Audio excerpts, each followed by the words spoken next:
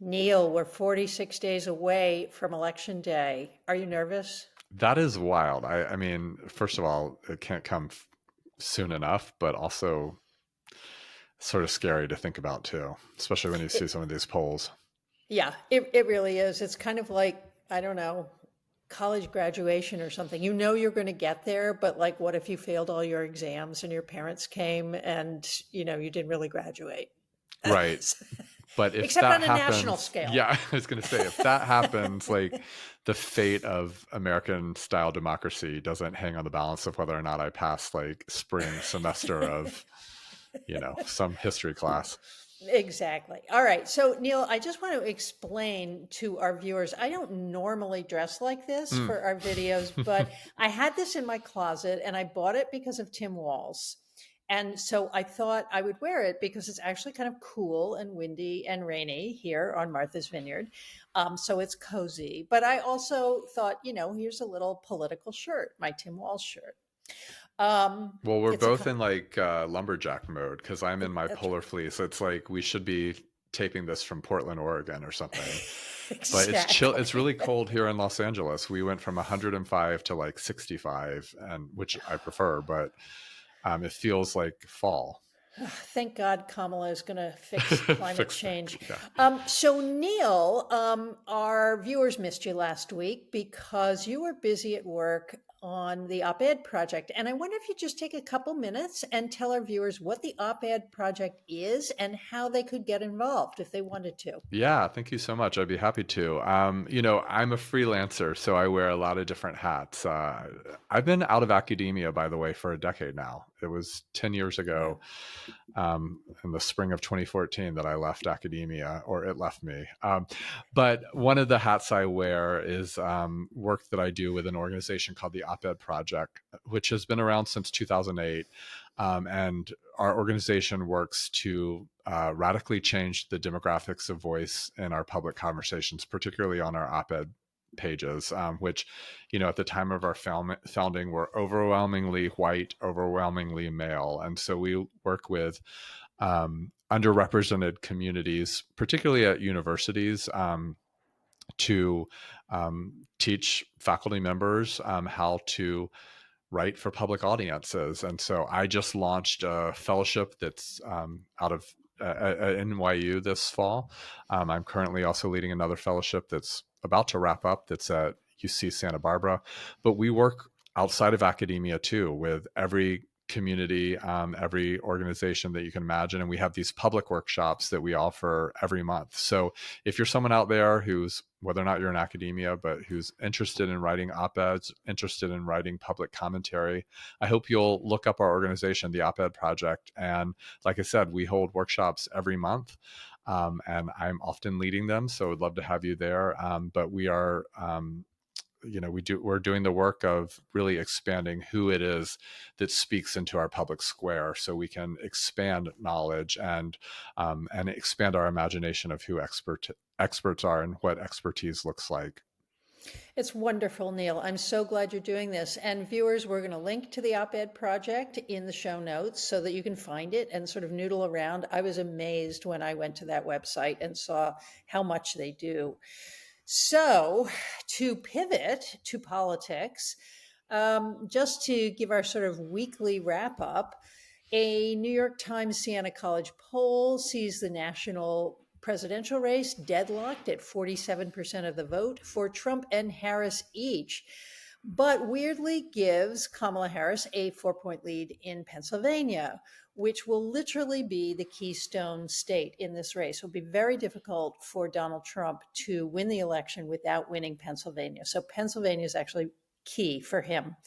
Um, but the same people who are deadlocked over Trump and Harris are also admitting by a 27 point margin that Harris did better in the debate, which I don't know, Neil, does that tell us how much people actually care about debates as information as opposed to entertainment? Yeah, I think it certainly suggests that debates aren't the difference maker in elections. I'm not sure they ever were, but I do think there's probably some historical examples we can point to where they seem to be more significant than now. But that sort of huge disparity between responses to, this performance that they tuned into and like their decisions about who to support in the race. It's pretty wild. I think it only, illuminates some of the bigger problems we know that are part of our current political culture. And that, why a race between these two people would be so close. Yeah. Well, and of course, Nate Silver thinks it's less close. And this is really interesting. I mean, the polls are sort of all over the place, Yeah. including there are lots of sort of garbagey junk polls all over the place. So if you run into them on X, don't freak out and don't celebrate when you see something that's wildly off base. But Silver has been averaging polls for a long time, and he weights them depending on their quality. And Nate is giving Harris a 3-point edge nationally and a 1.4 point edge in Pennsylvania. So he's Mm. lower than the New York Times in Pennsylvania, higher than the New York Times nationally.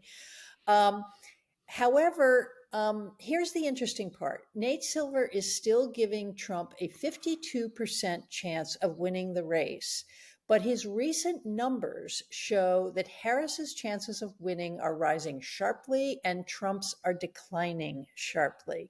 So what we may be seeing in Nate Silver's numbers in the next couple of weeks, and we'll bring it up here if we do, is those lines crossing. Harris's chances of winning the race going up, Trump's falling. Now, control of Congress is also up in the air, but at the Hill, political reporter Juan Williams argues that a strong Harris performance in the general election could put a lot of races in the blue column that are currently could go either way or are kind of tipping toward the Republicans. Citing the Cook Political Report, the election tracker 2270 to win has moved the Montana Senate race from toss up to lean Republican. I think that one's gone, Neil. What do you Yeah, think? probably. It seems Yeah. like a.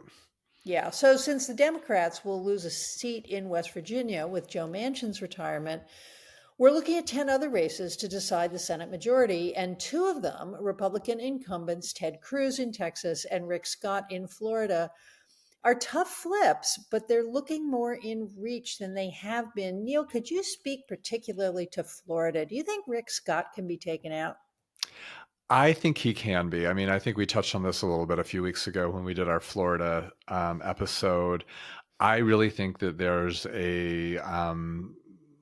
a world in which Rick Scott doesn't win, but Trump wins handily in Florida. Hmm. Although it looks like he maybe isn't going to have the big margins that in Florida Trump had he faced Biden. I mean, it's definitely Right. tightening there. I still think Trump is going to win Florida. I think Rick Scott is not a guarantee at all. I think a lot of Floridians are going to be splitting their ticket. I'm very puzzled by this tie that I see in Texas, and this feels a little bit like a repeat of the enthusiasm around Beto, and Right. then I saw yesterday it was tied at 41. I don't imagine it being that close of a race when the votes are actually taken. I think Cruz will win by a decent margin again, but I would love to be wrong about that. I think that's probably true. And of course, the Democrats have been playing here. Colin Allred, I think, is a military veteran, Yeah, and he's much more moderate than Beto. I mean, it's clear that progressives can't win in Texas. right. But I think Not if statewide. Allred, not statewide, yeah. And so I think if Allred doesn't win this time, they're going to have to totally rethink what their strategy is for doing better in Texas. Hmm. So we've got 24 toss-up seats in Congress, which, in the scale of how many seats there are in Congress, which is over 400, is not that many. But it nevertheless gives the Democrats a lot of opportunities to claw back the 5 seats they need to win back the Speaker's gavel. A chunk of these seats would come from flipping all of New York State's 5 Republican districts back to the Democratic Party. And that is, in fact, what Kirsten Gillibrand is in charge of in New York State. Is something called the Coordinated Campaign, which is to have all of these campaigns sharing resources and pushing each other forward. I want to give a shout out to Rob Lubin in New York 2 on Long Island, who is hoping that a 6-point Harris bump is going to take him over the top. The electoral analysis site Split Ticket gives the Democrats a 58% chance of winning back the House, and districts like New York 2, which went to Trump by a hair in 2020, are where that's going to happen. So, Neil, we may be looking at a Republican Senate, a Democratic House, and we hope a Democratic president, right? I think it's quite likely. I mean, I think, all of those numbers, the ones that make me most nervous are the presidential race. Nate Silver is just making me, I think all of us making us so anxious every time he comes out with stuff. And um, we'll see. We'll see. I do think, you pointed to I think what's the important point here is Harris's rising, her rising support and Yeah. Trump's declining support. Obviously, that's, I think, the most significant trend that a candidate is looking at, in the weeks leading up to an election. Um, and I would certainly want to be on the rising platform and not the sinking one. So, it's just a question of where those numbers ultimately stabilize. But the Harris campaign has to be feeling good about that. I think that's right. And I would also say it's probably the only reason Donald Trump is out on Long Island this week in the Yeah. Nassau County Coliseum is to try and boost those Long Island congressional races, because there is no way Donald Trump is going to win New York. That is not happening. So today's topic, Neil, is assassination. And I wrote a column earlier this week about the second attempt to assassinate Trump in less than 2 months, a little more than 2 months. And in the piece I wrote, I argued that we downplay the violence of American political culture. I want to elevate a comment that one of the subscribers, Athena, left on the newsletter, that political violence is as old as time. But what Athena thinks is new is having it originate in a political party. What do you think, Neil? I thought that was a really interesting observation. First of all, yes, I think we would both sign on to the this is as old as time. Certainly, there's a a long history of American political violence that your piece really nicely touches on, and that often involves the presidency. I think I wasn't totally following the point about it or originating within a political party. I mean, Mhm. is the idea here that like Trump has made so much of his campaign and his political profile um, has been sort of a violent public image, and he's um, put sort of violent ideas and called for violence um, within his campaign, and that the Republican Party has normalized it. Is that the idea that the commenter Yeah, was making? that was my understanding. And I think there's an interesting thing here, and we want to be very careful not to blame the victim, even when we don't like the victim very much. But I think Athena speaks for a lot of people when she suggests that by emanating hatred and all kinds of, by making people's emotions run very, very high, that Trump himself then runs the risk of causing people to hate him and causing those emotions to be turned back on him in ways that can't necessarily be controlled.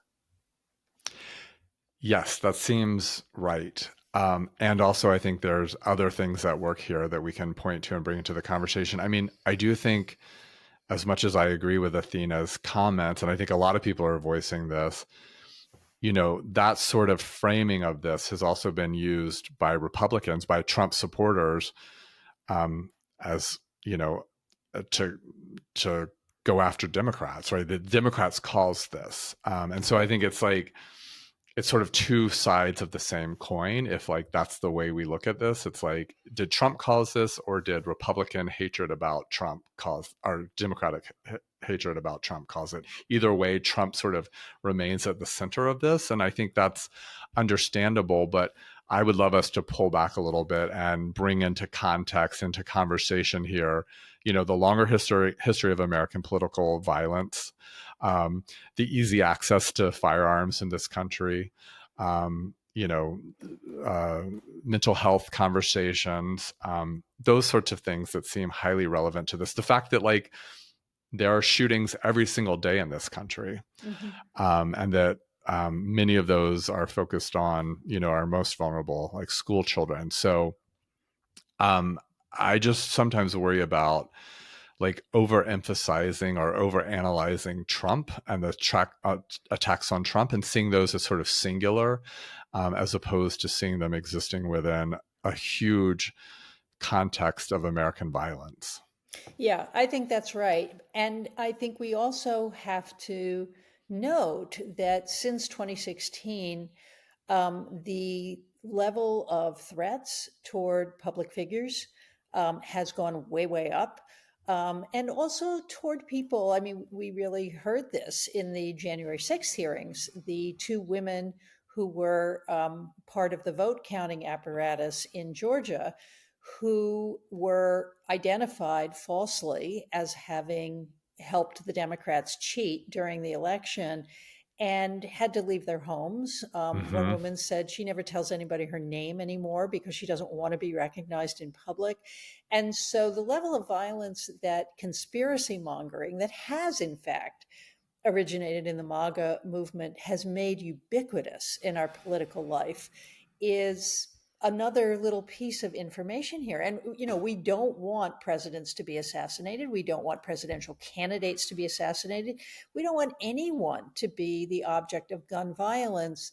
But it seems like there is no room for reflection on the part of the Trump campaign about how they themselves may be implicated in these events. Yeah, I think there's like no incentives there around that sort of Yeah. reflection, right? Like especially this late in a campaign, and also it just doesn't like Trump is going to be self-reflective here. Like no, he has no capacity to do that in general.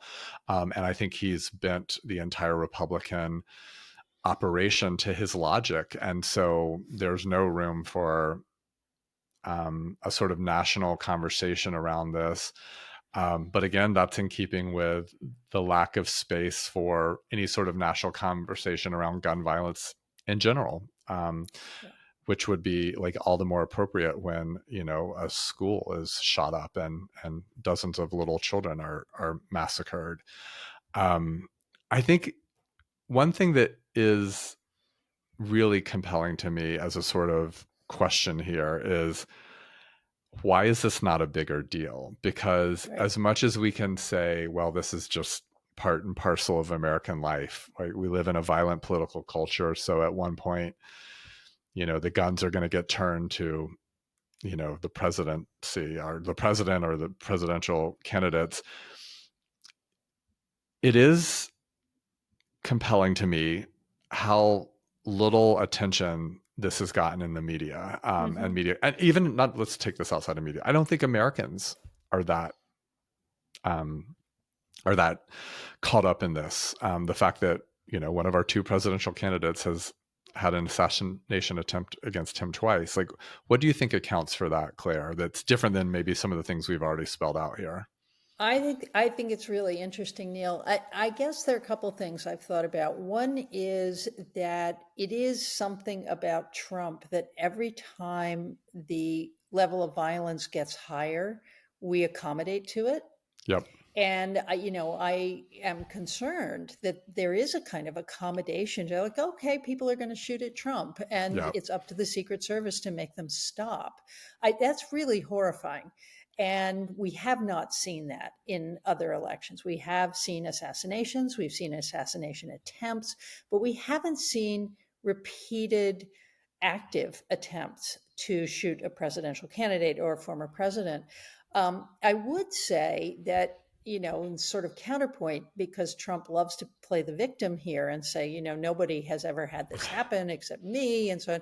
Wikipedia, which is not a terrible source, lists 20 instances in which arrests have been made in serious plots against Barack Obama's life, and that began when he became a candidate in 2007. He was the candidate who was the earliest candidate to ever receive Secret Service protection because the threats against his life were so serious. Yeah. And the most recent one is 2023.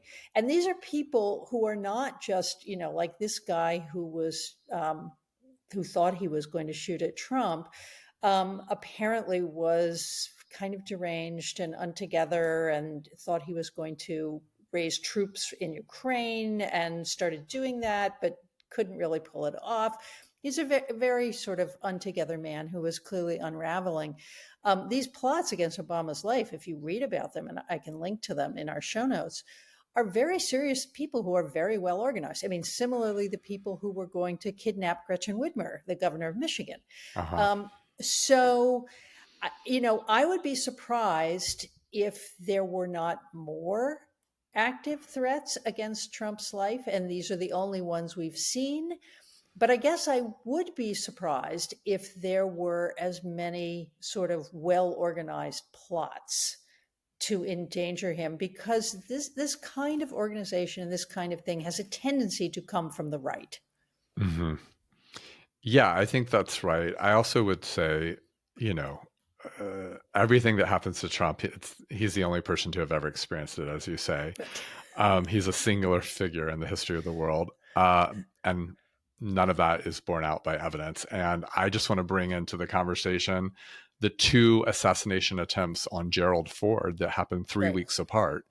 And that's a sort of fascinating history. There's a good piece in the Atlantic, I believe by Tom Nichols, that talks about that. And so this has happened before. But I think that the point that piece makes that I think is, so important for our moment is the very different response that Gerald Ford had to that, versus how, Trump has used it. Yeah. Again, no moment of self-reflection, no inspiration for a national reckoning with our culture of violence, and instead, it's like more fodder for his political mobilization and fundraising. I mean, he literally sent an email fundraiser within Right. minutes or an hour after this latest attempt, and so, it just all of it, I think, speaks to not only um, American political culture and America's culture of violence, but also it underscores the particular menace that Trump is as a psychological figure in American public life. Yeah, I think you're absolutely right about that, Neil. And to sort of broaden the canvas here, when we talk about political violence, of course, I wrote mostly about presidential assassinations and learned when I sort of pulled it all together that there was an astonishingly high number of presidents, presidential candidates, and ex-presidents who had suffered assassination attempts of some kind, some successful. But really, what's interesting to me as American historians is the investment of politicians in the idea that American political life is normally peaceful. And if you really broaden the frame here from presidential assassinations, we have rebellions, we've got the Civil War, we've got lynching, we've got anti Black and anti Asian voter intimidation, we've got domestic terrorism. So, really, American political culture is a lot more normally violent than not, right? Right. But I think so many of these moments are treated as exceptions or as some sort of aberration, especially when they're conjured up in, the historical imagination as tied to some sort of political argument being made today. Obviously, historians don't think about these things in those ways, but to the extent they, enter into the political discourse of our time, they're usually held up as some sort of like rare exception. Right. But I think, yeah, you're right that this is something that's like feels endemic to American society, or at least to our political culture. I do think that this sort of, I like what you say about, American politicians sort of being invested in a mythology here. Mm-hmm. And I think in one way, it just speaks to the ways in which American politicians have to tell a certain story about America and American history to, I think, participate in American politics. But I also think it speaks to a bit of the sort of narrow-mindedness or even the narcissism of so many of our political leaders. It's like, if it's not happening to me or people like me directly, then I don't imagine or recognize that this is like an ongoing feature of American life. And I think we see that a lot in the sort of attempts on the president. Like, if we imagine political violence, or if we understand or only focus on American political violence when it shows up in the form of a assassination plot against the president, then yeah, we only have a handful of examples there, although probably more than we realize when we like look at them all together. But if we widen our scope and think about American political violence and all of its forms, it's all of its iterations, it is the norm. It's much closer to the norm. Right. And I think what you were saying earlier about how Trump and his campaign uses these events to raise the temperature more generally, that, we can draw a real contrast with the Democrats who, in both cases, when Trump was the object of one of these attacks, President Biden called him and said, "Are you okay?" Nancy Pelosi said, "Thank God he wasn't killed." There is this sort of overwhelming empathy that comes from the Democrats. I think the part that I truly do not understand about Trump is, and really, sending that article about Gerald Ford was great, because Gerald Ford was, really puzzled as to why anybody would want to kill him. Right, and right. and so if I were Trump, I would be deeply distressed that people hated me that much. Yeah, I think any normal person would be. And I assume, I mean, who knows what's going on inside Yeah. his head and his heart, but I do think we can see what's going on inside his campaign team. I mean, they need this to be a singular event, right? They need Right. him to be the singular exception, right? So Right. because it only underscores a couple of things that are central to the way they present him as a political figure, and really what at the heart of his movement, which is that like he alone is able to fix things, that and because of that he represents a singular threat to the left and all that, and also that he's special, right? Yeah. And so this plays into the sort of heroic way that his biggest supporters, his base, regards him. But if this is just something that happens in American politics, then his sort of martyrdom figure, his the heroism of him, or his specialness, is Right. diluted. Yeah. Well, I want to see the American history textbooks 10 or 20 years from now mention this and have a picture of Trump with that little sanitary napkin on his ear at the convention.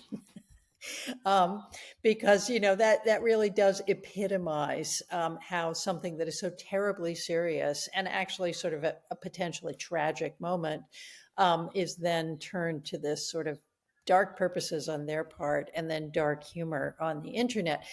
So, Neil, let's shift to what we want to go viral this week. What have you read or seen or encountered that you would like to go viral?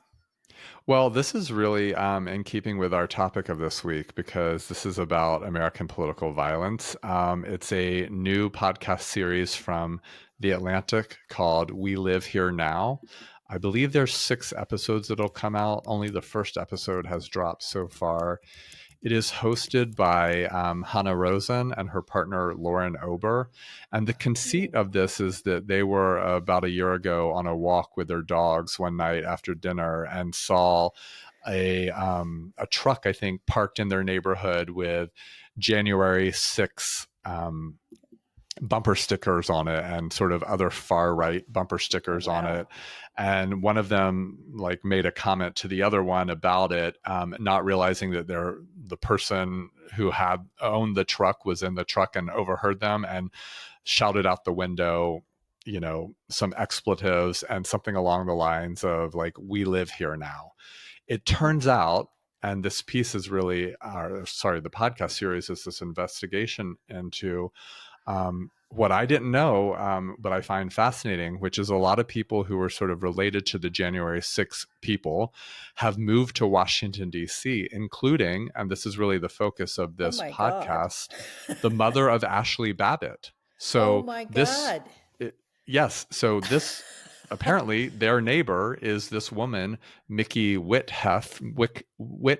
I'm not sure how to say her last name, but she is Ashley Babbitt's mother, and she is now a Wow. neighbor of Hannah Rosen and Lauren Ober in this, liberal community, liberal neighborhood of Washington D.C. But she's moved to Washington D.C., to be in the area while these trials for the different January 6th people are going on, and also to serve as an ongoing activist presence, to Wow.